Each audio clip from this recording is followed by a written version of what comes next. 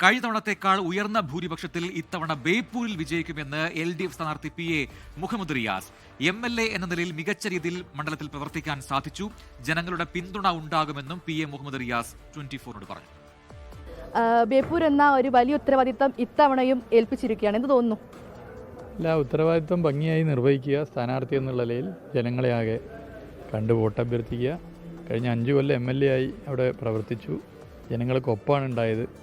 ജനങ്ങൾക്ക് നന്നായിട്ട് അറിയാം. അപ്പോൾ കഴിഞ്ഞ തവണ 82,000 വോട്ട് കിട്ടി. ഇത്തവണ അതിലും വർദ്ധിക്കും എന്ന് ഉറച്ചു വിശ്വസിക്കുകയാണ്. ഇത്തവണ എന്തൊക്കെയോ പ്രതീക്ഷ? നല്ല വിജയം ഉണ്ടാവും. ബേപ്പൂരിൽ നല്ല വിജയം ഉണ്ടാവും. കോഴിക്കോട് ജില്ലയിൽ LDFന് നല്ല വിജയം ഉണ്ടാവും. എതിർ സ്ഥാനാർത്ഥി അവിടെ ഇതിനോടകം തന്നെ പ്രചരണം തുടങ്ങി കഴിഞ്ഞു. അപ്പം ആ ഒരു രീതി എങ്ങനെ കാണും? ജനാധിപത്യത്തിൽ ഓരോ മുന്നണി സ്ഥാനാർത്ഥികളെ തീരുമാനിക്കാനുള്ള അവകാശമുണ്ട്.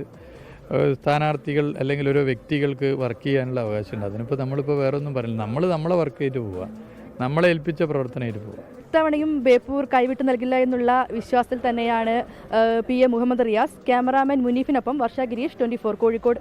ലോകത്തെവിടെയായാലും ഏത് സമയത്തും 24 വാർത്തകളും ഓഗ്മെന്റഡ് റിയാലിറ്റി പാക്കേജുകളും എക്സ്പ്ലെയിനറുകളും വിശദമായി കാണാൻ ഞങ്ങളുടെ YouTube ചാനൽ നിങ്ങൾക്ക് സബ്സ്ക്രൈബ് ചെയ്യാം.